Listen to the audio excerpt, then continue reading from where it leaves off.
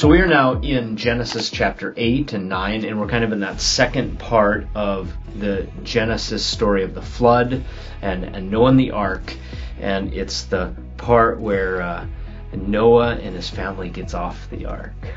This is good as we think about the history and the series called that. But as we look through the whole book of Genesis, we don't often go back and really dig into those pieces of the story. Yeah, absolutely. It says in 8 verse 20 of Genesis that Noah and his family, they've come off the ark, and it tells us that the first thing that he does is that he builds an altar to the Lord, and he takes some of every clean animal and some of every clean bird, and he offers a burnt offering on the altar. So he obviously has to construct an altar.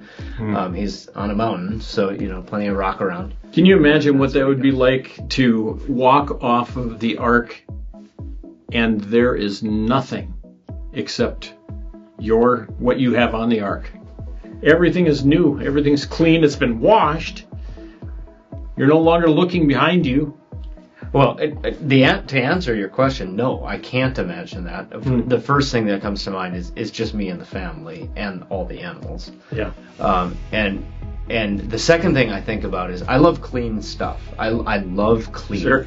And now the earth is clean, other than probably the dead carcasses. But anyway, like the earth has been cleaned, it's been washed, and you're walking into a whole new world. Literally. I can't imagine that. But what comes to mind for me is all of the fear and the insecurity and the persecution that Noah felt in a very violent, over and over again, violent world is now gone.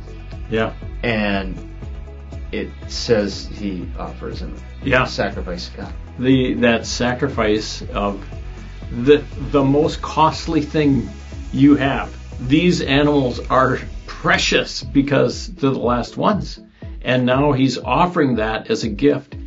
But, even the challenge that, for Noah, but as we try and relate it to our own lives, we like to give things that are easy to give.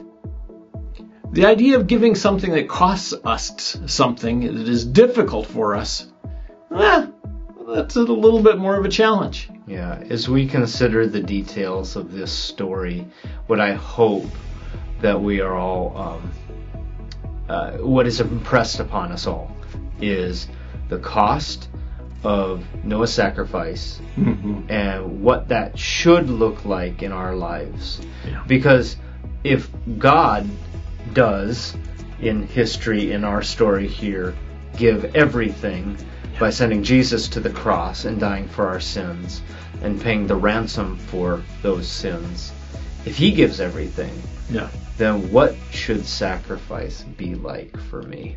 Yeah, that's a great question. And that one question could take up the whole discussion as people dig into this and look at that.